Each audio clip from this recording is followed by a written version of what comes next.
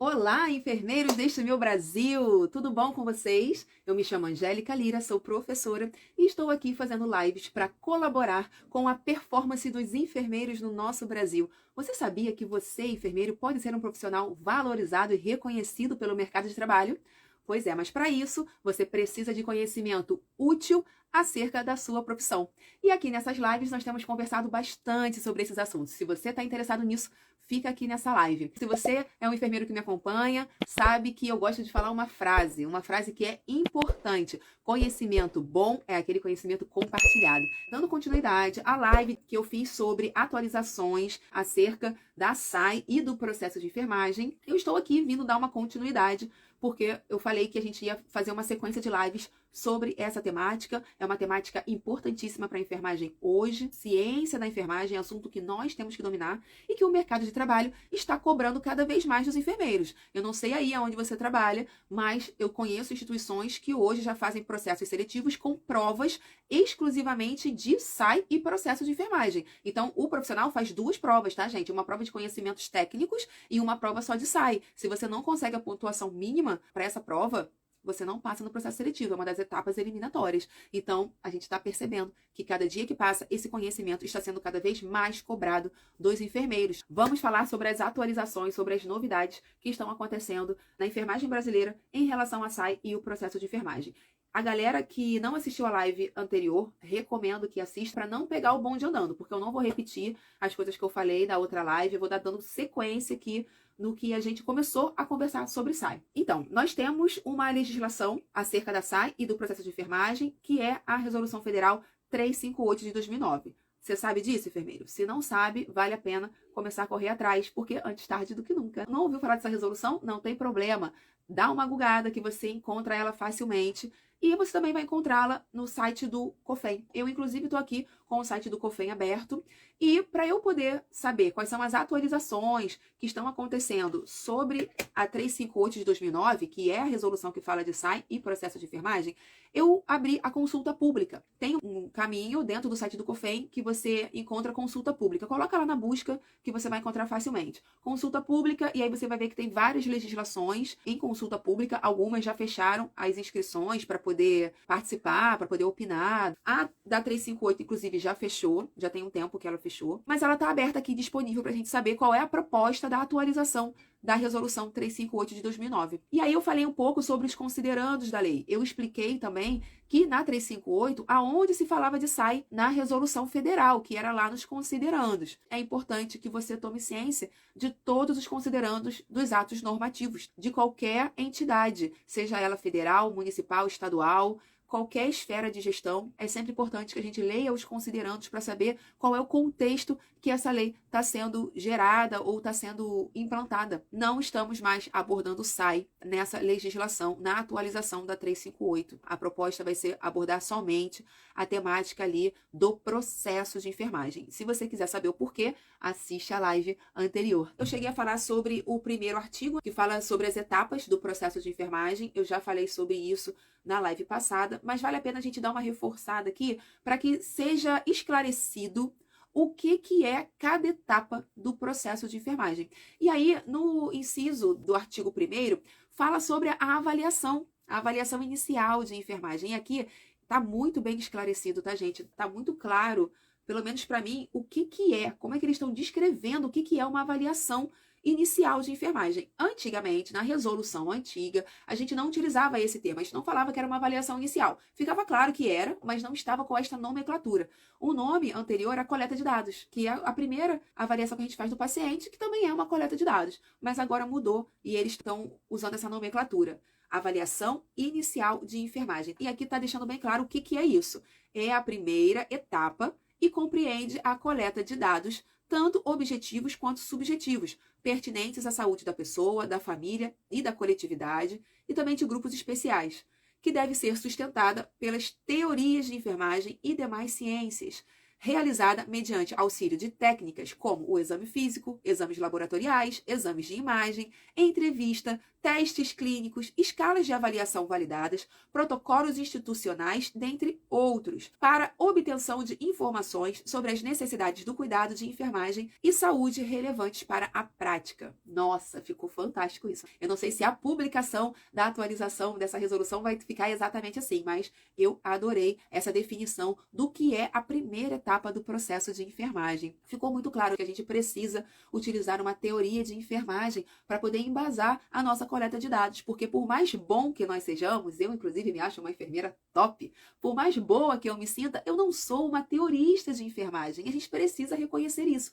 Por mais que eu saiba coletar dados, que eu já tenha uma expertise na minha área, eu sou enfermeira obstetra, então eu estudo muito sobre obstetrícia, sobre assistência em obstetrícia, coleta de dados, exame físico obstétrico, eu não posso dizer que eu sou uma teorista de enfermagem, que da minha cabeça vai sair todo um modelo assistencial pronto para eu realizar na minha prática. Eu preciso assumir que eu preciso de fundamentação teórica, de cientistas que validaram formas e técnicas e modelos assistenciais para olhar o paciente. E isso valida muito a nossa assistência, torna ela científica. E a gente precisa colocar em prática as teorias de enfermagem. Eu utilizo muito Wanda Aguiar-Horta, mesmo tendo muita resistência. Tem um pessoal que acredita que ela tem uma certa limitação no seu uso. Eu também enxergo essas limitações, mas hoje eu falo para vocês que na minha prática assistencial, que eu preciso de agilidade, eu acabei me acostumando a usar Wanda Aguiar-Horta tanto na atenção básica, nas consultas de enfermagem da atenção básica, quanto na assistência obstétrica. Mas eu também já apliquei outras, já apliquei teoria de enfermagem de Callista Roy, que é a teoria da adaptação, já utilizei a teoria de Imogen King, que é a teoria do alcance de metas, já apliquei teoria de Dorothea Oren, que é a teoria do autocuidado. E, na verdade, gente, a gente pode mesclar essas teorias para suprir a nossa demanda assistencial e também para suprir as necessidades de cuidado dos nossos pacientes. Então, fica aí um pouco essa dica da avaliação inicial. Lembrando que a avaliação inicial é coleta de dados que pode ser feita com várias ferramentas, como está exemplificado aqui. O exame físico, exames laboratoriais, entrevista com o próprio paciente, entrevista com os acompanhantes, o uso de escalas de avaliação, tudo isso a gente pode fazer uso na avaliação inicial de enfermagem. E aí vem a definição da segunda etapa do processo de enfermagem, porque, lembrando a todos os enfermeiros, quando a gente identifica problemas ou achados que são importantes para que a gente tenha uma conduta enquanto enfermeiro, a gente tem aí os nossos diagnósticos de enfermagem. E a gente só consegue levantar os diagnósticos de enfermagem se a gente faz uma boa coleta de dados, uma boa avaliação inicial de enfermagem. E aí a definição aqui para diagnósticos de enfermagem ficou a seguinte: é a segunda etapa e é o momento de analisar, confirmar e interpretar os dados da avaliação inicial e contínua por meio de sistemas de classificação padronizados, tecnologias e ferramentas de apoio à decisão clínica, visando determinar problemas reais, potenciais ou disposições de saúde, e que representam com acurácia um julgamento clínico sobre as necessidades do cuidado de enfermagem e de saúde da pessoa, família ou coletividade e grupos especiais. Então, esse parágrafo também ficou bem claro, gente, do que é o diagnóstico de enfermagem, né? E como que a gente levanta esses diagnósticos de enfermagem. Ele está falando aqui que apoia o uso de sistemas de classificação padronizados. Isso quer dizer taxonomias de enfermagem. A gente tem hoje aí o uso da NANDA, do território nacional, e também da CIP, que é importante a gente estar discutindo e falando sobre, porque o que eu percebo hoje é que na formação do enfermeiro dentro das academias, a gente só aborda a taxonomia de Nanda Noakhnik e a gente acaba não colocando em uso o aprendizado da taxonomia CIP, da terminologia CIP. E vale a pena a gente estar lendo um pouco sobre isso, se aprofundando nesses conhecimentos, porque a gente precisa de um sistema de classificação, de uma linguagem padronizada para estar escrevendo aí os diagnósticos de enfermagem de forma científica, para fortalecer a nossa ciência. E aí ele está falando aqui também sobre os tipos de diagnósticos de enfermagem. Nós temos vários tipos de diagnósticos de enfermagem, eles estão exemplificando aqui alguns, que são os diagnósticos reais, são os problemas que nós estamos vendo nos nossos pacientes, ou então as respostas humanas positivas, coisas boas que nós também enxergamos nos nossos pacientes. Às vezes ele apresenta um conhecimento acerca da doença dele, e isso não é um diagnóstico ruim, não é um problema de enfermagem, mas é um diagnóstico real. E é importante a gente estar sabendo identificar isso dos nossos pacientes. E aí ele fala que são os diagnósticos de disposições de saúde. Ele fala também dos diagnósticos potenciais, potenciais são diagnósticos de enfermagem que os nossos pacientes ainda não apresentam, mas eles podem vir a apresentar. E muitas das intervenções e das atividades que nós fazemos hoje na enfermagem têm a ver com esses diagnósticos, com diagnósticos de risco que os nossos pacientes ainda não apresentam, mas podem apresentar. Um exemplo desses diagnósticos é o diagnóstico de risco de infecção.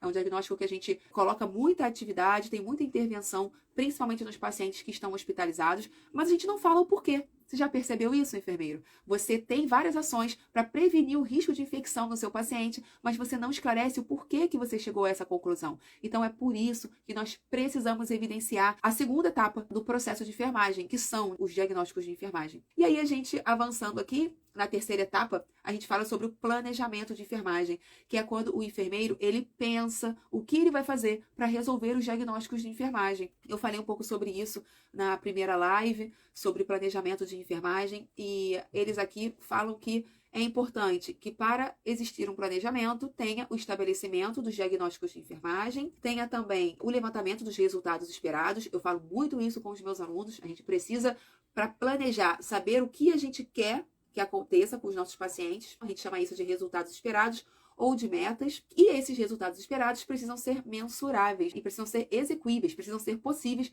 de serem alcançados. E aí fala também sobre a prescrição, uma coisa que eu ensino para os enfermeiros hoje. Não existe a possibilidade de você, enfermeiro, trabalhar sem realizar prescrição de enfermagem, sem orientar os seus técnicos, sem orientar os seus enfermeiros da sua equipe que podem ter e os seus auxiliares. Se você é um enfermeiro e não faz prescrição de enfermagem, você inclusive corre risco aí de sofrer até sanções éticas disciplinares, porque é sua obrigação. Você é formado para isso, você é preparado para isso.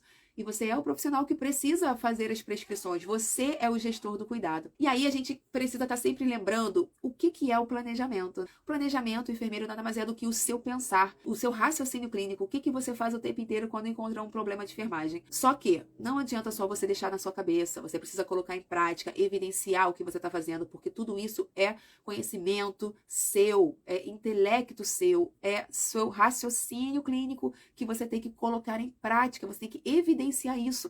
A empresa onde você trabalha, a instituição onde você trabalha, a equipe multi, seus pacientes, sua equipe, precisa ver a sua produção, a produção do seu conhecimento. E como que você vai colocar isso em prática? No planejamento de enfermagem. Você pode colocar o nome que você quiser. Você pode colocar o nome de plano de cuidados, prescrição de enfermagem. Você que sabe.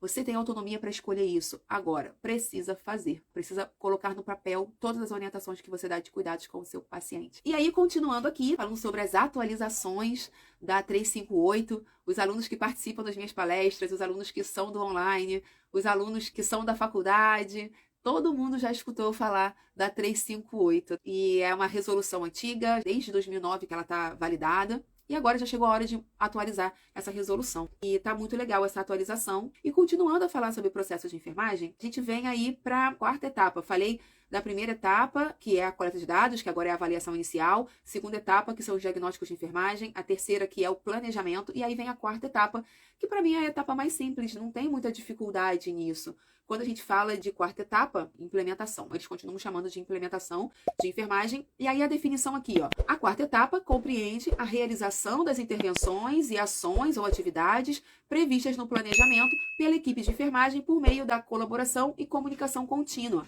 apoiando nos seguintes padrões. Padrões de cuidados de enfermagem, que são cuidados autônomos do enfermeiro. Padrões de cuidados interprofissionais, que são os cuidados colaborativos com as demais profissões, padrões de cuidados organizacionais, que são os cuidados advindos dos protocolos assistenciais. Então, assim, isso ficou bem legal, porque mostra pra gente que algumas intervenções, elas não vêm de autonomia do enfermeiro. Algumas intervenções, elas acontecem por causa dos protocolos assistenciais. Nem sempre a gente faz tudo porque é o enfermeiro que quer que aconteça. A gente precisa lembrar que são 3 tipos de intervenções. As intervenções que são prescritas pelo enfermeiro, que é a autonomia do enfermeiro escolher como quer que aquele cuidado seja realizado.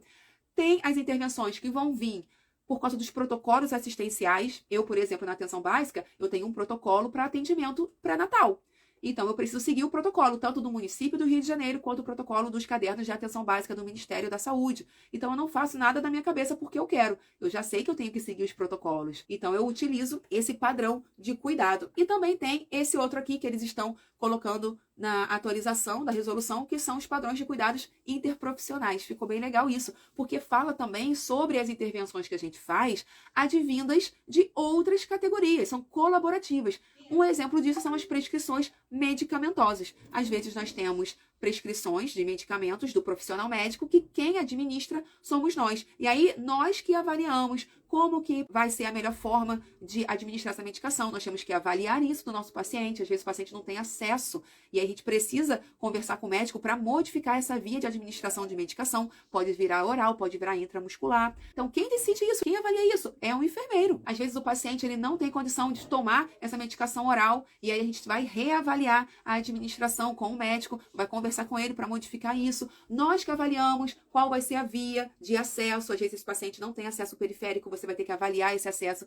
para dizer qual é o melhor acesso. Às vezes a gente tem que pegar uma jugular, às vezes a gente tem que puncionar um outro acesso, porque pode ser uma medicação que não pode ir junto no mesmo acesso. A gente sabe disso. Então, tudo isso, quem avalia é o enfermeiro e orienta aí a equipe para administrar a medicação. Às vezes, a gente vai fazer uma atividade que vem junto com a fisioterapia. Às vezes, é uma atividade que vai vir junto com a nutricionista. Então, tudo isso são atividades colaborativas. Eu vou fazer uma massagem que o fisioterapeuta recomendou. Vou, às vezes, gastar um tempo ali conversando com o meu paciente, fazendo uma escuta ativa, porque a psicóloga recomendou isso. Então, às vezes, existem aí ações de cuidados colaborativos por causa disso. Adorei isso aqui, ficou o máximo, que antes não tinha na resolução passada. E aí a gente vem para a última etapa do processo de enfermagem, que se chama reavaliação ou avaliação de enfermagem. A gente percebeu, o grupo, na verdade, o GT, que está atualizando essa resolução. Eu tenho o prazer de ser amiga de uma das doutoras que estão atualizando essa resolução do COFEN, e a gente fala muito sobre isso, a gente discutia isso. Ter este nome de avaliação de enfermagem na quinta etapa do processo não era muito legal, porque dava a entender que a gente estava iniciando uma avaliação agora do nosso paciente. Na verdade, não. Nós estamos fazendo uma reavaliação, porque a primeira avaliação é lá na coleta de dados. E aí foi muito legal eles terem atentado para mudar, aceitar a sugestão assim de atualizar esse conceito que tem na 358. E aí, quando a gente fala da reavaliação de enfermagem, a gente já percebe que os enfermeiros vão ter uma compreensão maior sobre o que é realmente a evolução. Que a evolução, gente, ela não é só o registro da primeira etapa do processo. A evolução de enfermagem, ele é o registro do próprio processo de enfermagem e que, ao final, você precisa dizer como que esse paciente se comportou depois dos seus cuidados. E é importante a gente estar esclarecendo um pouco isso, porque cria confusão, tanto na cabeça dos alunos, quanto na cabeça dos enfermeiros. A definição está assim. A quinta etapa é um processo deliberado, sistemático e contínuo. O que significa isso? Deliberado é obrigatório. O sistemático faz parte de um sistema do processo de enfermagem e é contínuo, ele não termina. Você faz isso o tempo inteiro. E que se avalia os resultados alcançados de enfermagem e saúde da pessoa, da família, da coletividade e de grupos especiais. Essa etapa permite a análise e revisão de todas as etapas do processo de enfermagem. Já está bem claro o que é a quinta etapa. É você reavaliar aí o seu paciente para saber se os diagnósticos de enfermagem foram melhorados, piorados, mantidos ou resolvidos. E ficou muito legal isso, porque mostra que o enfermeiro precisa encerrar o registro do processo de enfermagem com a sua evolução acerca desses diagnósticos de enfermagem e do quadro clínico do paciente. Adorei, ficou bem legal. E aí a gente vai para o segundo artigo da atualização da resolução. O segundo artigo está falando assim, ó: o processo de enfermagem deve ser realizado de modo deliberado, sistemático, em todos os ambientes públicos ou privados em que ocorre o cuidado de enfermagem, como em instituições prestadoras de serviços de internação hospitalar, ambulatórios, domicílios, escolas, associações comunitárias, fábricas, consultórios e clínicas particulares, dentre outros. Então, gente, o que significa isso? Enfermeiro, você está na assistência? Está prestando assistência para algum paciente? Então, você precisa prestar essa assistência utilizando a sua ferramenta científica, que é o processo de enfermagem. É obrigatório para estar dentro da legalidade e para estar usando cientificidade, você precisa estar usando o processo de enfermagem o tempo todo. O terceiro artigo está falando assim, ó, a consulta de enfermagem corresponde ao processo de enfermagem em ambientes como a atenção primária em saúde, ambulatórios, domicílios, escolas, associações comunitárias, consultórios, clínicas particulares, dentre outros, devendo atender de forma integral essa resolução. O que isso quer dizer, gente? Tem muita confusão ainda sobre esse conceito de consulta de enfermagem. Consulta de enfermagem nada mais é do que um momento. Ela é um momento onde você está atendendo o seu paciente. Eu faço muito consulta de enfermagem quando eu faço consultoria de amamentação, por exemplo, quando eu faço acompanhamento de pré-natal com as minhas pacientes particulares e também na atenção básica. O que significa isso? Eu tenho um momento onde eu estou num ambiente que eu possa oferecer privacidade para minha paciente, individualidade para ela. E aí, nesse momento, eu vou estar oportunizando a entrevista, a análise de exames, o exame físico. Tudo isso é consulta de enfermagem, vou estar realizando o processo de enfermagem, vou estar coletando dados, identificando problemas, pensando em como que eu vou resolver esses problemas, alcançando metas, colocando prazos, dando orientações, prescrições de cuidados, às vezes solicitando exames, às vezes prescrevendo medicação, porque na atenção básica eu realizo prática avançada de enfermagem, e tudo isso eu faço aonde? Na consulta de enfermagem, neste momento, que pode ser em qualquer lugar, gente. Pode ser tanto intra-hospitalar, quanto em ambulatório, quanto em home care, tanto em consultório, principalmente consultório. Eu já tenho orientado muitos enfermeiros que estão abrindo seus consultórios, atendem lá os seus protocolos, os seus POPs, tudo isso para dar subsídio para suas consultas de enfermagem, sempre utilizando o processo de enfermagem. Então tá bem claro isso aqui no artigo 3º, ficou bem legal. O artigo 4º. O artigo 4º está falando sobre o processo de enfermagem, que deve estar baseado em teorias de enfermagem, em modelos conceituais, em teorias fundamentadas em dados, em modelos epidemiológicos, em grandes teorias, em teorias de médio alcance, em teorias da prática, em linguagens padronizadas, escalas variadas, protocolos baseados em evidências ou outras áreas de conhecimento, desde que orientem as suas etapas. Gente, isso aqui também ficou bem legal, porque aumenta a possibilidade de você usar só a teoria de enfermagem. Esclarece que nós podemos também utilizar outras teorias, vários tipos de teorias. E isso é muito bom, porque mostra que a enfermagem ela não está restrita, fechada, limitada ali só à ciência dela. Ela é uma ciência complementar. Ela traz outras ciências também para fundamentar as escolhas, as condutas, as avaliações, as análises, tanto do paciente quanto de dados. Então ficou bem legal esse artigo aqui. E esclarece também que se você, enfermeiro, tem conhecimento acerca de outras ciências, você também pode trazê-las para a sua consulta de enfermagem, para a sua assistência. E aí a gente tem o artigo 6º. O artigo 6º está falando assim, ó. O técnico de enfermagem e o auxiliar de enfermagem, em conformidade com o disposto na Lei 7498, de 25 de junho de 1986, e do decreto, adorei ressaltar isso, decreto 94.406, de 8 de junho de 1987, que regulamenta a Lei do Exercício Profissional, fala que tanto o técnico quanto o auxiliar, ele participa do processo de enfermagem na avaliação inicial, na implementação das ações e das atividades e na reavaliação, que é a avaliação final, sob a supervisão do enfermeiro. Isso aqui ficou muito legal, porque fortalece ainda mais a atuação da equipe de enfermagem. Porque antigamente não ficava muito claro aonde que o técnico e o auxiliar de enfermagem participavam do processo de enfermagem. E aqui ele consegue esclarecer isso. Por quê, gente? Porque não é só o enfermeiro que colhe dados desse paciente, que traz informações. O auxiliar e o técnico também fazem isso. As informações que o técnico e o auxiliar trazem, que as informações que eles registram na anotação de enfermagem é importante demais para o processo de enfermagem, para o enfermeiro ter subsídio para poder identificar os diagnósticos de enfermagem e planejar o cuidado. E não só nessa etapa. Está falando aqui que na implementação o técnico e o auxiliar também participa. Claro que participa, toda a equipe de enfermagem participa, tanto o enfermeiro quanto o técnico quanto o auxiliar. Existem atividades, existem técnicas que são exclusivas do enfermeiro, que o técnico de enfermagem e o auxiliar não podem executar. Por exemplo, alguns tipos de sondagem, alguns dispositivos, algumas técnicas de curativo, por exemplo, que não cabe o técnico e o auxiliar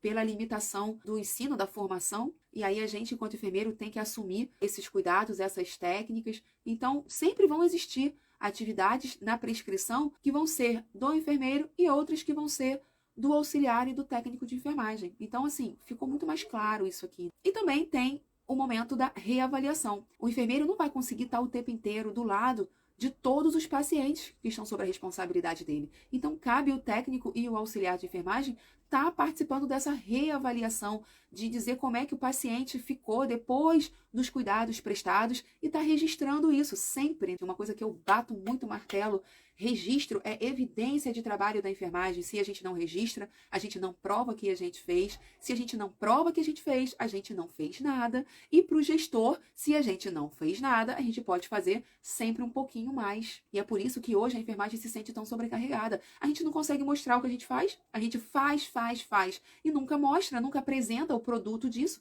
Então, o gestor, ele vai achar que você pode sempre fazer um pouquinho mais. Então, muito cuidado, equipe. Vamos começar a mostrar o trabalho de forma estratégica. Temos que criar evidências do nosso trabalho. É isso que nos dá valor. Eu gosto muito de falar isso. Você quer mostrar o seu valor, enfermeiro? Então, você comece a evidenciar o que você está fazendo. E o técnico faz isso, às vezes, melhor do que o próprio enfermeiro. E aí, com a participação do técnico e do auxiliar, a gente tem aí todo um processo de enfermagem ainda mais fortalecido. Achei muito legal. Tô adorando essa atualização da 358, da resolução. Ficou muito bom. Não vou conseguir aqui, já estamos com um tempo bem extrapolado, mas estou aqui cumprindo com a minha meta de colaborar com o crescimento da enfermagem, de trazer a enfermagem para cima, com conhecimento útil e importante para valorizar a nossa profissão. Enfermeiro, vamos nos valorizar, vamos começar a colocar em prática esses conhecimentos, vamos começar a ter estratégias de transformação aí da sua carreira.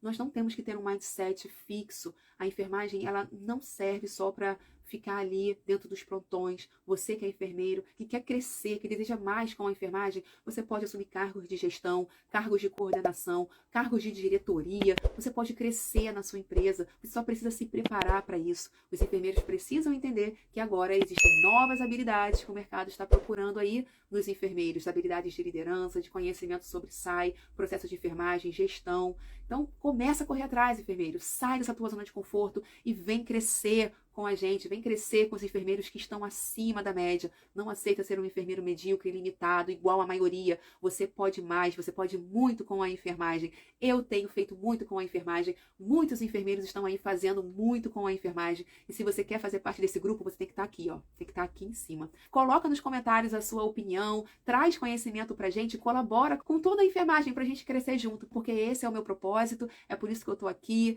no online, aprendendo um pouquinho a cada dia. E eu acredito que eu estou contribuindo muito com a enfermagem que eu quero ver aí no futuro. Então, esse é um desafio para você também. Seja o enfermeiro que você quer ver na enfermagem. Foi um prazer estar com vocês em mais essa live e eu estou aqui à disposição sempre para colaborar com o seu crescimento. Até a próxima. Um abraço, gente. Até. Tchau, tchau.